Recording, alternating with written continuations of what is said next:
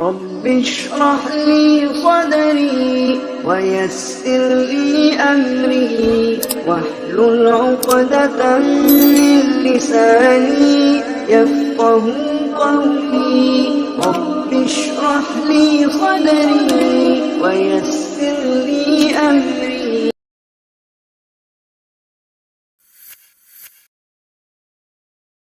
السلام علیکم ورحمۃ اللہ. الحمد للہ رب العالمین والصلاة والسلام علی اشرف الانبیاء والمرسلین وعلی آلہ واصحابہ اجمعین اما بعد فاعوذ باللہ السمیع العلیم من الشیطان الرجیم من ہمزہ ونفخہ ونفثہ بسم اللہ الرحمن الرحیم.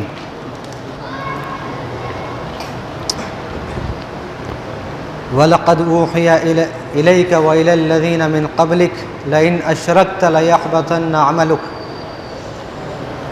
محترم حضرات، میرا جو عنوان ہے عقیدے سے متعلق، تو آپ میں سے مزید کسی کے پاس کاپی نہیں ہے، پین نہیں ہے تو لے سکتے ہیں. جو رکنا چاہتے ہیں، مزید کاپی پین چاہیے کسی کو نوٹس کرنے کے لیے، تاکہ آپ کو یاد کرنے میں بھی آسانی ہوگی اور امتحان لکھنے میں بھی آسانی ہوگی.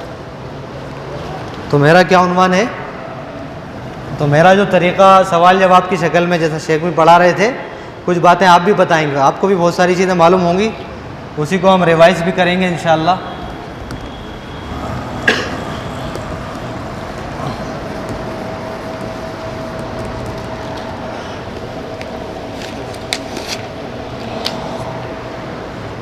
میرا عنوان کیا ہے؟ عقیدے سے متعلق.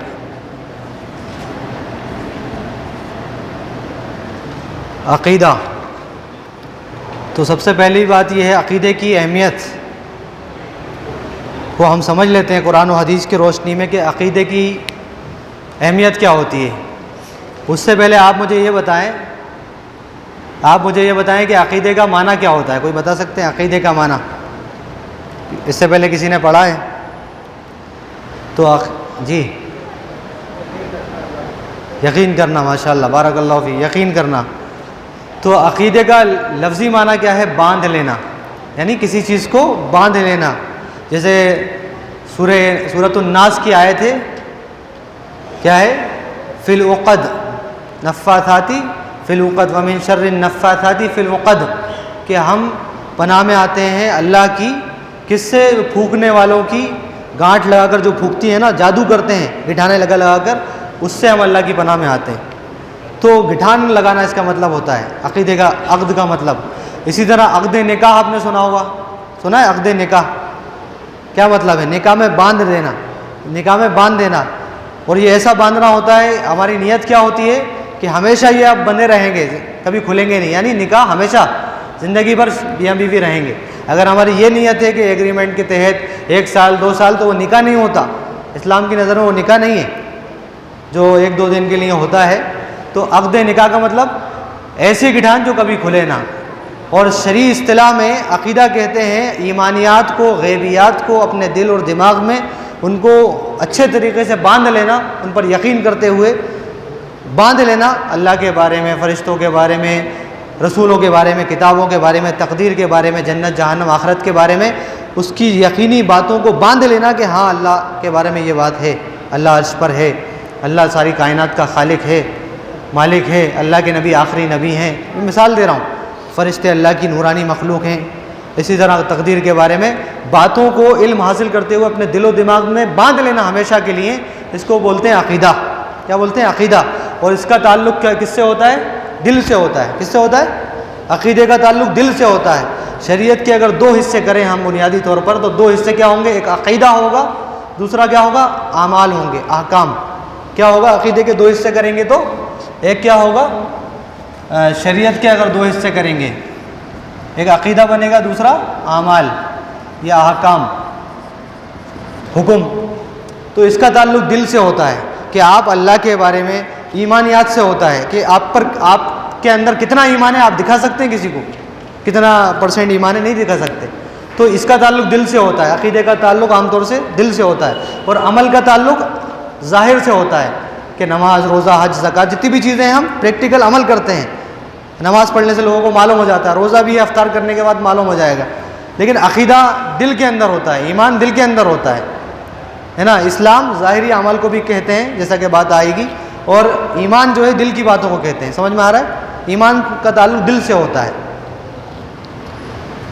تو یہ تو عقیدے کا معنی. عقیدے کی اہمیت اور فضیلت کیا ہے؟ سب سے پہلی بات جو میں نے آیت پڑھی اس میں اللہ تعالیٰ نے فرمایا وَلَقَدْ أُوحِيَ إِلَيْكَ وَإِلَى الَّذِينَ مِن قَبْلِكَ لَئِنْ أَشْرَكْتَ لَيَحْبَطَنَّ عَمَلُكَ.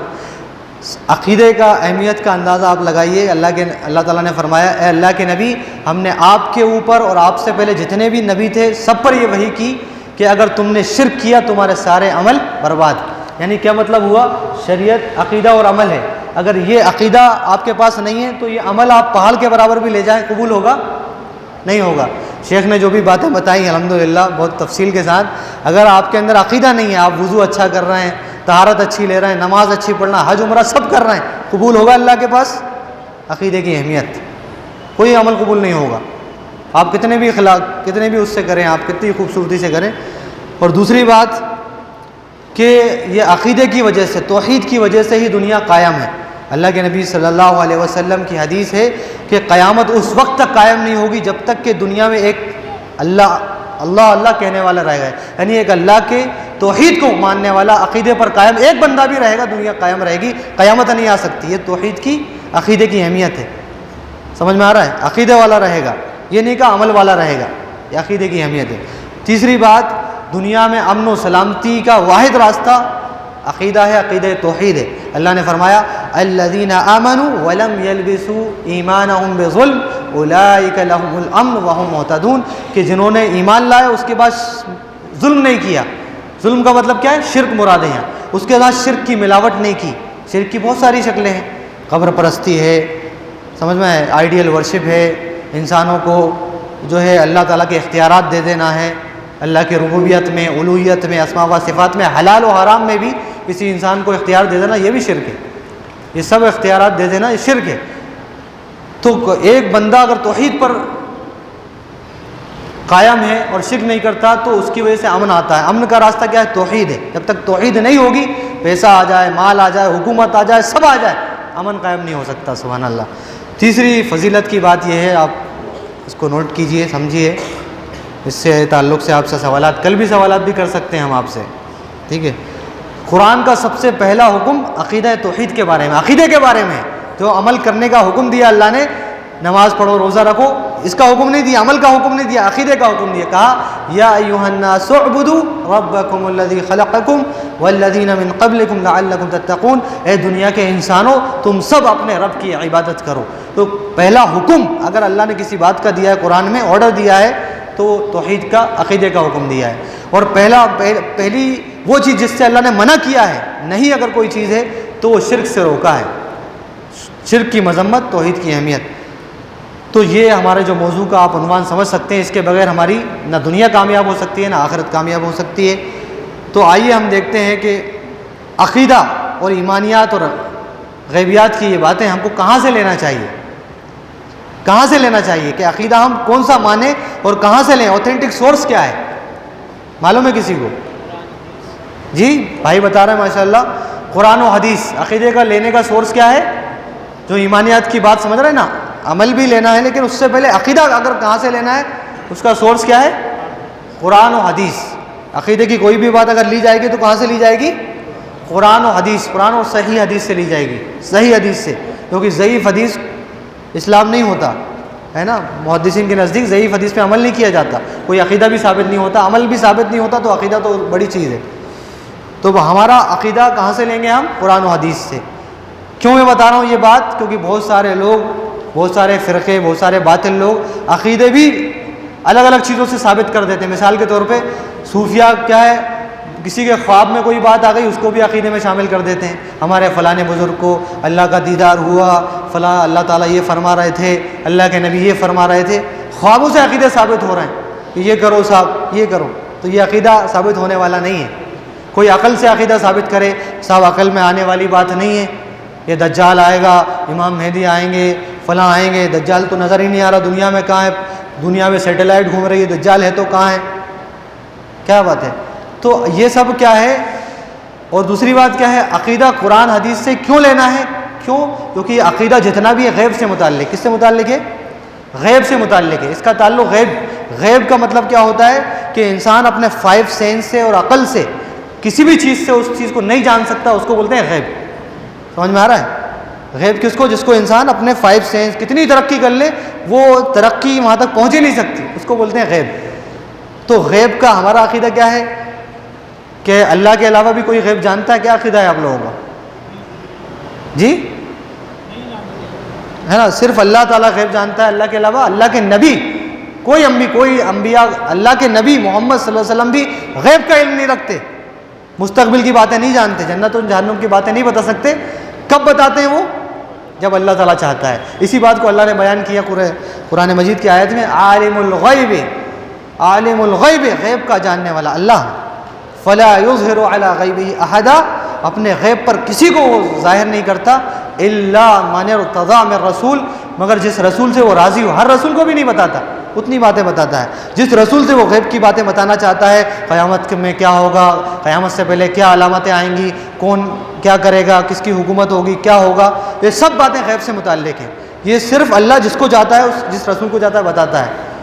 تو اللہ تو غیب کی باتوں کو معلوم کرنے کا واحد ذریعہ، ایک ہی ذریعہ، وہ کیا ہے؟ قرآن و حدیث.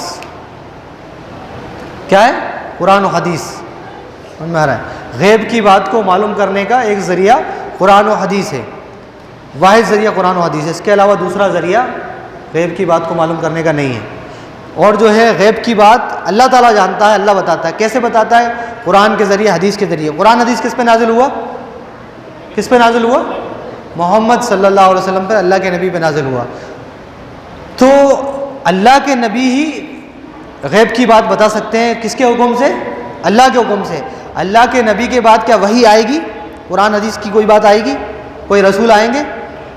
کوئی جبرائیل آئیں گے؟ کیا عقیدہ ہے آپ کا؟ اللہ کے نبی کے بعد جبرائیل آئیں گے علیہ الصلوۃ والسلام؟ نہیں آئیں گے. تو غیب کی بات اللہ کے نبی کے بعد، وہ بھی اللہ کے حکم سے اللہ کے نبی کو بتاتے ہیں. کتنے ایسے واقعات ہیں کہ اللہ کے بتاتے ہیں کہ 70 صحابہ کو شہید کر دیا. اگر آپ کہتے ہیں اللہ کے نبی کو غیب معلوم تھا تو اللہ کے نبی تو نعوذ باللہ قاتل ہو گئے نا. معلوم تھا قتل کریں گے پھر بھی بھیج دیا. اللہ اکبر. یعنی الزام ہے اللہ کے نبی کے صلی اللہ علیہ وسلم کے اوپر، غیب جانتے ہیں لیکن پھر بھی قتل کروا دیا صحابہ کو. سبحان اللہ. ایسے کئی آپ کی بیوی پہ تہمت لگی، حضرت عائشہ رضی اللہ عنہ پہ تہمت لگی، 50 دن گزر گئے، پریشان ہیں کیسے میں صحیح ہے غلط ہے کیا ہے. قرآن کی آیت نازل ہوئی، پھر آپ کو معلوم ہوا کہ وہ بے گناہ ہیں. سبحان اللہ سبحان اللہ. عفیفہ ہیں، پاک دامن ہیں. تو غیب نہیں جانتے اللہ کے نبی. غیب صرف کون جانتا ہے؟ صرف اللہ تعالیٰ جانتا ہے. تو یہ اللہ قرآن و حدیث سے غیب ثابت ہوتا ہے. اگر آج کی تاریخ میں کوئی آپ سے یہ کہے بھائی دجال کیسے آئے گا، کوئی لکھ کے بتائے دجال کیسے آ سکتا ہے، تو اگر آپ کے سامنے آپ کو معلوم ہے قرآن میں ہے کہ اللہ کے نبی کی صحیح حدیثیں، بخاری کی مسلم کی صحیح حدیثیں ہیں، موجود ہیں، قرآن کی آیتیں ہیں، تو آپ اس کی بات مانیں گے؟ بھائی اللہ کے نبی نے بتا دیا دجال آئے گا، ہر نبی نے دجال سے ڈرایا ہے، اور میں بھی تم سے دجال سے ڈراتا ہوں. وہ آ جائے تو تم اس سے لڑائی کرنا، میں بھی اس سے لڑائی کروں گا، ہے نا. اس کی بات پہ عمل مت کرنا. اس کے ایک ہاتھ میں جنت ہوگی، ایک ہاتھ میں جہنم ہوگی. اس کی ایک آنکھ جو ہے چپٹی ہوگی انگور کی طرح، وہ لنگڑا ہوگا، چہرے پہ کافر لکھا ہوگا، کافرہ لکھا ہوگا. ہر مومن جاہل عالم اس کو پڑھ لے گا. اتنی علامتیں اللہ کے نبی صحیح حدیث میں بتائیں. اگر کوئی کہے امریکہ دجال ہے، فرانس دجال ہے، تو آپ مانیں گے اس کو؟ آپ سے بڑا بیوقوف کوئی نہیں ہو سکتا اس وقت کہ جو اللہ کے نبی نے غیب کی بات جو اللہ کی طرف سے بتائی ہے وہ جو ہے اللہ کے نبی بتا رہا ہے. تو آج جو جتنے بھی لوگ غیب کی بات میں انگلی کریں گے یا غیب کی بات کو عقل سے بتائیں گے، جھوٹے اور کذاب ہوں گے نہیں ہوں گے؟ وہی آ رہی ہے کہ ان کے پاس جو اللہ کے نبی کی بات غلط ثابت کر رہے ہیں کہ صاحب دجال ایسا نہیں ہوگا، ملک ہوگا. کیا سارے انبیاء نے امریکہ اور فرانس سے ڈرایا تھا کیا؟ ایک امریکہ اور فرانس آنے والا ہے، وہ جو ہے کس سے ڈرایا تھا؟ کہ اللہ کے نبی نے اس سے ڈرایا تھا؟ تب تو تھا بھی نہیں یہ. ایسے ہی عیسیٰ علیہ الصلوۃ والسلام آسمان سے فرشتوں کے ذریعے نازل ہوں گے. وہ زندہ آسمان میں ہیں، ان کے والد نہیں تھے، ابن مریم ہے ان کا معجزہ، باپ نہیں ہے ان کے. آج کوئی کہے پیدا ہونے والا صاحب میرا ابا بھی ہے اماں بھی ہیں لیکن میں عیسیٰ علیہ السلام ہوں، اس سے بڑا بیوقوف کوئی ہوگا؟ اور جو ماننے والے ہیں وہ اس سے بڑے بیوقوف ہیں. اللہ اکبر. سوچئے ان کا معجزے کا انکار ہے. معجزے کا انکار ہے کہ نہیں؟ وہ ابن مریم ہوں گے، باپ نہیں ہے. اس کا باپ بھی ہے، پورا خاندان ہے اس کا. سبحان اللہ. اسی طرح مہدی علیہ السلام ہوں گے، مکہ مدینہ کے درمیان میں آئیں گے، عرب کے ہوں گے، 7 سال 9 سال حکومت کریں گے، دنیا کو ظلم و ستم پورا ختم کر کے انصاف قائم کر دیں گے، دنیا کو پلٹ دیں گے، خلافت قائم کر دیں گے۔ آج ہوئی یہ سب، اور آج کہہ رہا ہے میں 22 سال سے کہہ رہا ہے ایک آدمی کہ میں خلیفہ ہوں، لوگ اس کی بات مان رہے ہیں۔ تو میرے بھائی، عقیدہ کسی انسان کے بولنے سے ثابت نہیں ہوگا کہ ہم نے کہا کہ ہم نے دعویٰ کر دیا ہم فلاں ہیں ہم فلاں ہیں۔ اللہ کے نبی نے جو بتایا ہے، اگر 99% کسی میں علامتیں ہیں قرآن حدیث کی، 1% نہیں ہے تو وہ جھوٹا ہے۔ سوچیے آپ، 99% عرب کا ہے، مکے کا ہے، حرم کا ہے، سب کچھ ہے، لیکن ایک حدیث کے خلاف ہے، وہ نہیں ہو سکتا۔ ہمارا ایمان حدیثوں پہ ہے، وہ آدمی کے اوپر نہیں ہے۔ سمجھ میں آ رہا ہے؟ ہمارا ایمان اللہ اور رسول کی بات غلط نہیں ہو سکتی، سارے مکار ہو سکتے ہیں، سارے جھوٹے ہو سکتے ہیں، ساری دنیا ایک طرف، لیکن اللہ کے نبی کی ایک حدیث بھی جھوٹی نہیں ہو سکتی۔ یہ ہمارا ایمان ہونا چاہیے، ہے نا؟ یہ تب مومن ہوں گے ہم، تب ہم مومن ہوں گے کہ اللہ کے نبی کی بات جھوٹی نہیں ہو سکتی، سارے دجال کذاب جھوٹے ہو سکتے ہیں، تو تب ہم مسلمان ہو سکتے ہیں۔ تو عقیدہ ہم کو کس سے؟ قرآن حدیث سے۔ اور اگر کسی بات میں اختلاف ہو رہا ہے تو ویسے ہم کو عقیدہ لینا جیسے صحابہ نے اپنایا ہے۔ اللہ کے نبی کے بارے میں بہت سارے لوگ کہتے ہیں حیاتی اور مماتی بھی ہو گئے، اللہ کے نبی زندہ ہیں، کچھ کہتے ہیں مر چکے ہیں۔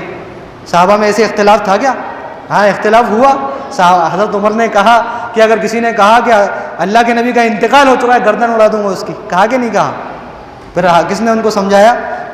ابو بکر، افضل البشر بعد الانبیاء، ابو بکر صدیق رضی اللہ عنہ، انہوں نے کیا کہا؟ قرآن کی آیت پڑھی، وما محمد الا رسول قد خلت من قبلہ الرسل افئن مات او قتل انقلبتم علی اعقابکم، کہ محمد تو ایک رسول تھے، ان سے پہلے بھی بہت سارے رسول گزر چکے ہیں، اگر یہ مر جائیں، انتقال کر جائیں، جیسے عام لوگ مرتے ہیں، مر جائیں، انتقال کر جائیں، یا شہید ہو جائیں، یا لوگ ان کو شہید کر دیں، کیا تم اپنے ایڑیوں کے بل پھر جاؤ گے دین سے؟ تو کہا کہ سبحان اللہ، یہ آیت نازل ہوئی، ٹھنڈے ہو گئے عمر۔ پھر نہیں کہا کہ اللہ کے نبی کہا کہ کوئی انتقال ہو گیا میں اس کے قتل کر دوں گا، نہیں، پھر کہا کہ نہیں، اللہ کے نبی مر چکے ہیں۔ سب کا عقیدہ، سارے صحابہ کا عقیدے میں اختلاف دیکھیے آپ۔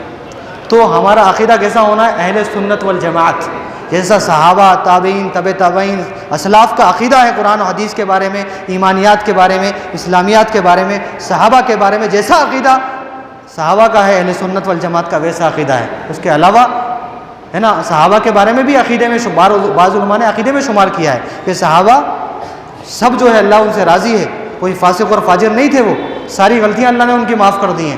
بہت سارے دلائل ہیں۔ اب کوئی آگے کہے کہ صحابہ حضرت معاویہ ایسے ہیں، حضرت علی ایسے ہیں، حضرت فلاں ایسے ہیں، جھوٹا اور کذاب ہے، دجال ہے وہ، سمجھ رہے ہیں؟ شیعہ ہو سکتا ہے، مسلمان نہیں ہو سکتا وہ۔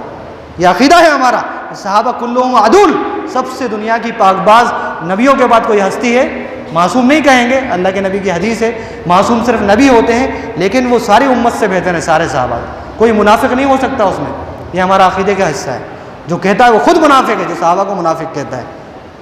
تو میرے بھائی، وہ صحابہ کے بارے میں عقیدہ، ایمانیات کے بارے میں عقیدہ، یہ کہاں سے؟ قرآن حدیث اور صحابہ کے، اہل سنت والجماعت کا جو عقیدہ ہے، صحابہ کا جو عقیدہ ہے، جو جماعت چلی آ رہی ہے اللہ کے نبی صحابہ سے، اس سے لینا ہے۔ صوفی سنت اور فلاں فلاں ان لوگوں سے نہیں لینا ہے، خوابوں سے ثابت نہیں ہوتا، عقل سے عقیدہ ثابت نہیں ہوتا، قرآن و حدیث صحابہ سے ثابت ہوتا ہے۔ پہلی چیز کیوں ثابت ہوتا ہے؟ کیونکہ یہ وحی کی روشنی میں آیا عقیدہ۔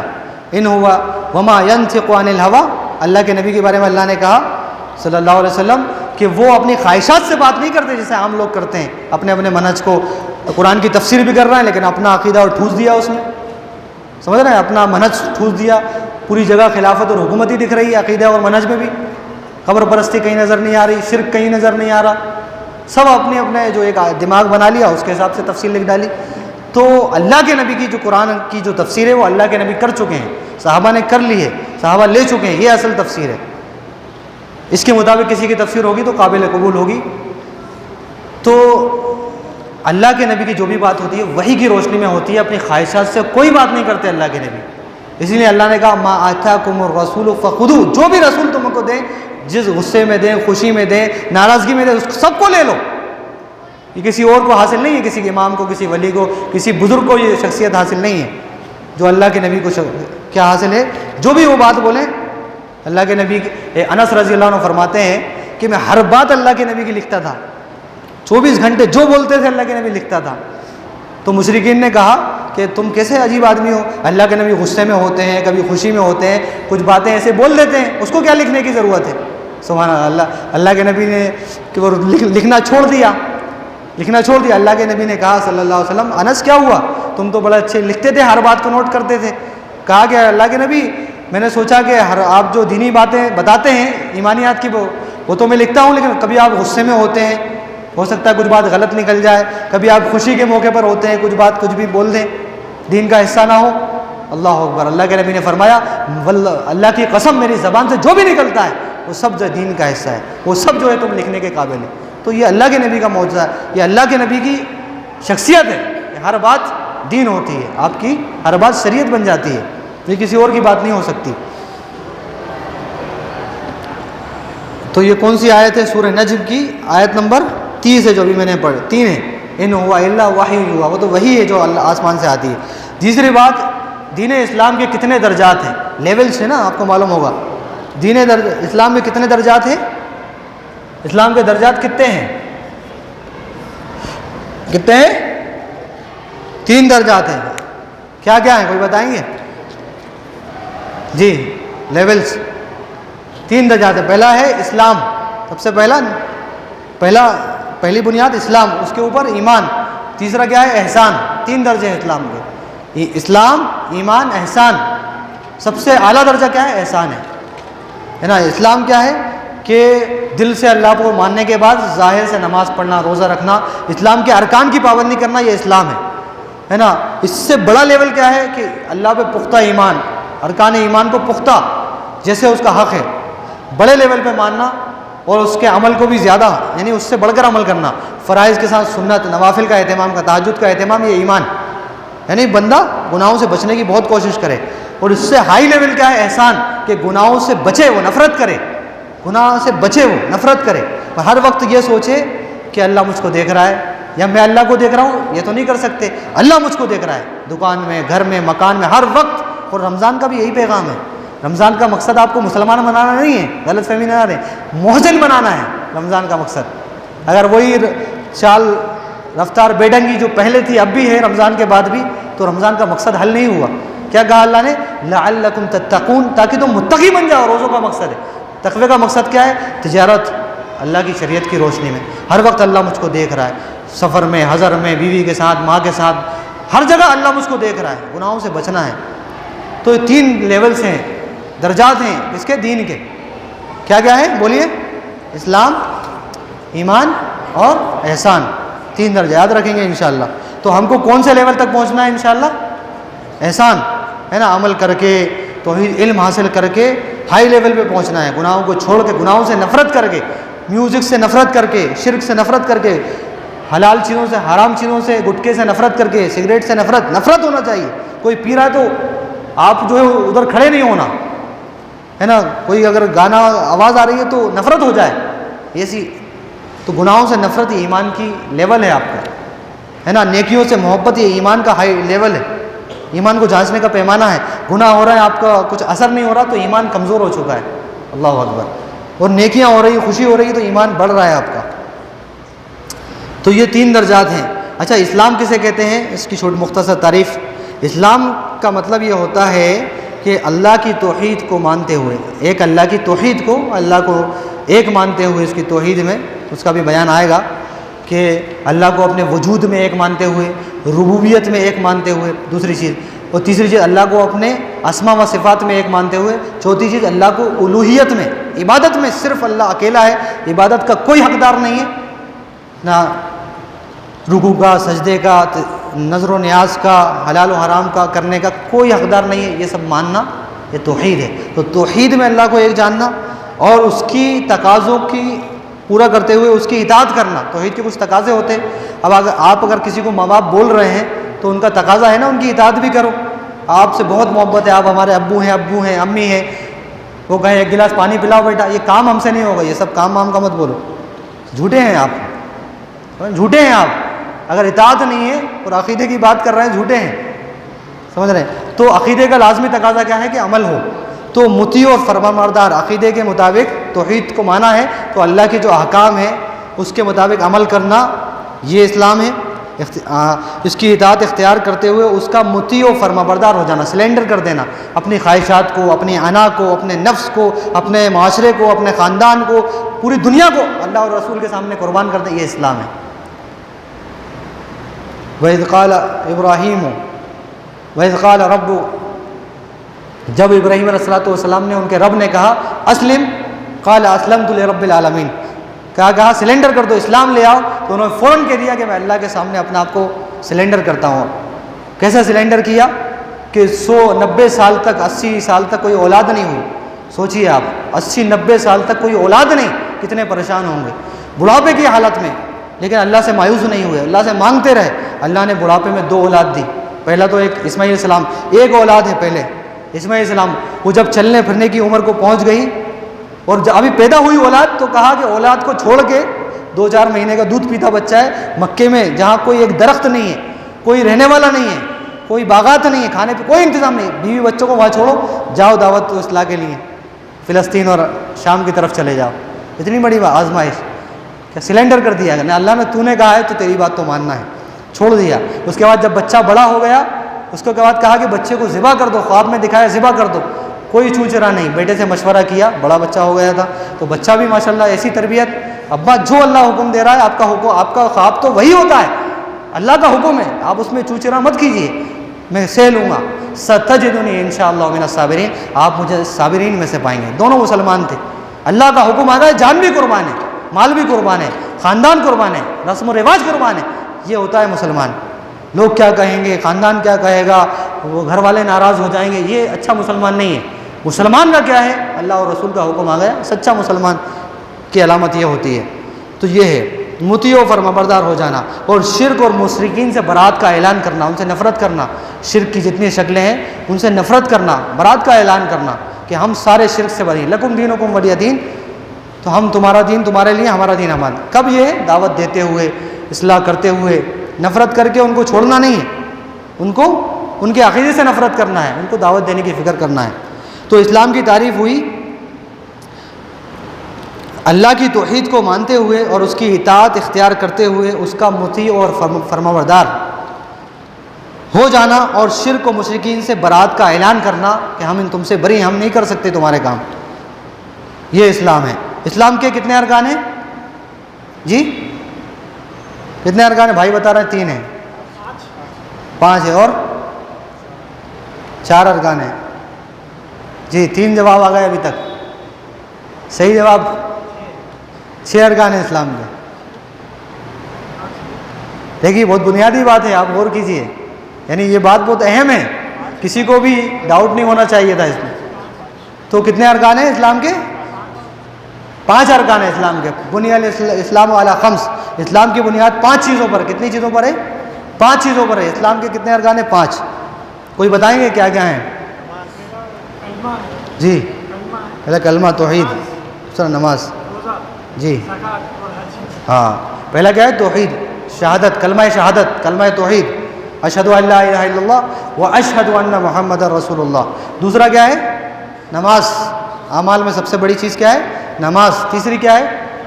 زکوٰۃ۔ تیسرا کیا ہے؟ زکوٰۃ۔ چوتھا کیا ہے؟ روزہ۔ اور 5واں کیا ہے؟ حج۔ اسلام کے کتنے ارکان ہوئے؟ 5 ارکان ہیں۔ تو یہ پلر ہیں، جیسے پلر ہے نا مسجد کے پلر ہیں، ایک پلر بھی گرا دو تو مسجد نیچے آ سکتی ہے نا، ایسے ہی کسی ان میں سے کسی ایک کا بھی انکار پورے دین کا انکار ہے، اسلام کی بنیاد باقی نہیں رہے گی۔ آپ ایمان بہت ہے، عقیدہ بہت ہے، سب اچھا ہے، قربان کر دیں گے، لیکن نماز نہیں پڑھنا ہوگا، نماز نہیں پڑھ سکتے، نماز معاف کروا دو تھوڑا، تو مسلمان نہیں ہے وہ انسان۔ جو نماز کا انکار کرے مسلمان نہیں، جو زکوٰۃ کا انکار کرے مسلمان نہیں، جو روزے کا انکار کرے مسلمان نہیں، جو حج کا انکار کرے مسلمان نہیں ہو سکتا۔ تو یہ 5 ارکان ایک ساتھ ایمان لانا ضروری ہے، 5 ارکان کو ماننا ضروری ہے۔ تو سب سے بنیادی چیز کیا ہے؟ سب سے بڑا ارکان کیا ہے ان میں سے؟ شہادت، توحید ہے۔ میں نے بتایا توحید کی وجہ سے عمل قبول ہوتے ہیں، توحید نہیں ہے تو کوئی عمل قبول نہیں ہے۔ سب سے بڑا پلر، مین پلر کیا ہے؟ توحید ہے، کلمہ ہے، شہادت ہے، اس کو سمجھنا ہے۔ کیونکہ آپ دیکھو اللہ کے نبی جب دعوت کو لے کر آئے تو سب سے پہلے کس چیز کا اللہ نے حکم دیا؟ نماز پڑھنے کا حکم دیا، روزہ رکھنے کا حکم دیا، زکوٰۃ دینے کا حکم دیا، حج کرنے کا حکم دیا۔ کیا حکم دیا؟ صرف ایک اللہ کی عبادت کرو۔ اللہ نے کہا، اللہ کے نبی صلی اللہ علیہ وسلم نے فرمایا قرآن میں، قل انما امرت ان اعبد اللہ ولا اشرک به شیئا، الیہ ادعو و الیہ مآب. اللہ کے نبی خود فرما رہے ہیں کہ مجھے تو یہی حکم دیا گیا ہے کہ میں صرف اور صرف ایک اللہ کی عبادت کروں, توحید کا حکم, اور اس کے ساتھ کسی کو شریک نہ کروں, کسی بھی اس کے نام ذات میں, اس کے صفات میں, اس کے ناموں میں, حلال و حرام میں کسی کو شریک نہ کروں. اور ابھی کامیاب نہیں ہو سکتے. وہ الہ ادعو, اسی کی طرف لوگوں کو بلاؤں, انسانوں کو بلاؤں, پوری کائنات کو بلاؤں, یہی کام ہمارا بھی ہونا چاہیے. اور وہ الیہ مآب کیوں بلاؤں؟ کیونکہ اللہ کے پاس جواب دینا ہے کہ لوگوں کو, گھر والوں کو دعوت دی کہ نہیں دی, معاشرے والوں کو سمجھایا کہ نہیں سمجھایا, دعوت کا پوچھا جائے گا آپ سے. تو یہ اسلام میں کتنے ارکان ہیں میرے بھائی؟ کتنے ہیں؟ کتنے؟ 6, 5 ارکان ہیں. کیا کیا ہیں؟ توحید, نماز, زکوٰۃ, روزہ اور حج انشاءاللہ. ٹھیک ہے نا, ان کی تفصیلات آگے آئے گی انشاءاللہ. تو سب سے مین رکن اس میں کیا ہے؟ توحید ہے. اور نماز کیا ہے؟ نماز کا معاملہ کیا ہے؟ 5 نمازیں فرض ہیں, 5 نمازیں پڑھنا ہے. اگر میں آپ کو بتاؤں کہ ایک انسان جو ہے, فتویٰ پوچھا گیا کہ ایک انسان 8 بجے کا الارم لگاتا ہے, ایک انسان 8 بجے اٹھتا ہے اور 5 چاروں نمازیں ظہر, عصر, مغرب, عشاء مسجد میں پہلی صف میں ادا کرتا ہے, اچھے سے نماز پڑھتا ہے, اور لیکن فجر نہیں پڑھتا, بس چھوٹا سا ایک کام کرتا ہے, اور جو ہے 8 بجے کا الارم لگاتا ہے, 9 بجے اس کی ڈیوٹی ہوتی ہے, تو اس کے لیے کیا حکم ہے؟ تو سعودی جی اس نے کہا کہ بعد میں بھائی بول رہے ہیں کہ وہ 8 بجے اٹھ کے پہلے قضا پڑھ لے, ہر دن کا معمول جو ہے پہلے قضا پڑھے, اس کے بعد جو ہے سزا کے لیے تیار ہو جائے. تو اس کے لیے عبداللہ بن باز جو سعودی عرب کے مفتی ہیں, انہوں نے کہا کہ ایسا شخص کافر ہے, مسلمان نہیں ہے. کیا کہا؟ کہ جس کا نیت, جس نے جو ہے اپنے حساب سے, اللہ نے کہا 5 نمازیں فرض ہیں, اس نے اپنے آپ سے کیا کہا؟ 4 نمازیں فرض ہیں, ایک نہیں بھی پڑھے تو چلے گا. تو اس نے رب کس کو بنایا؟ اپنے خواہشات کو رب بنایا, اللہ کو رب نہیں بنایا. اللہ نے قرآن میں کہا افرأیت من اتخذ الہہ ہوا, کہ اللہ کے نبی آپ نے اس شخص کو دیکھا جس نے اپنی خواہشات کو رب بنا لیا ہے. اللہ نے کہا زکوٰۃ بھی دینا ہے, لیکن وہ اپنے حساب سے زکوٰۃ کو کینسل کر دیا, حج کو نکال دیا, ٹور کرتا ہے, ٹریول کرتا ہے, سب کرتا ہے, اپنی مرضی سے دین بنا لیا, مسلمان نہیں ہو سکتا سعودی علماء کے فتوے کے حساب سے. اللہ اکبر. تو میرے بھائی دین کیا ہے؟ 5 ارکان پر ایمان لانا, اور جب آپ کی استطاعت ہو جائے, ہے نا, یہ استطاعت فرض ہے, حج کے لیے استطاعت فرض ہے. وعلی الناس حج البیت من استطاع الیہ سبیلا, کہ حج ان پر فرض ہے جو اس کے جانے کا راستہ رکھتے ہوں, جس کے پاس مال ہو, طاقت ہو, اس کے اوپر فرض ہے. اللہ نے ویسی آسانی کر دی ہے نا, زندگی میں ایک بار فرض ہے. زکوٰۃ اس کے اوپر فرض ہے جس کے اوپر ایک مقدار ہے, 50,000 یا اس کے مقدار سونا اور چاندی آپ کے پاس 1 سال تک رکھا ہوا ہے, خرچ نہیں ہوا, اتنا گزر چکا ہے 1 سال, اس کے بعد 2.5% فرض ہے, اس سے پہلے فرض نہیں ہے. آپ کے لیے آسانی بھی ہے نا. روزہ کیا ہے؟ رمضان کے روزے فرض ہیں, باقی روزے سنت اور نفل ہیں, آسانی ہے. نماز جو ہے صرف 5 فرض ہیں. تو ثواب کتنے کا ملے گا آپ کو؟ 5 نمازیں پڑھنے کا ثواب کتنے کا ہے؟ کتنا بڑا آفر ہے. اللہ تعالیٰ نقطہ نواز ہے, ہم 5 پڑھنا نہیں چاہ رہے.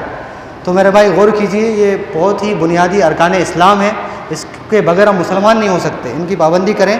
اور توحید کی ایک مثال دے کر اپنی بات ختم کروں گا, توحید کی اہمیت پر.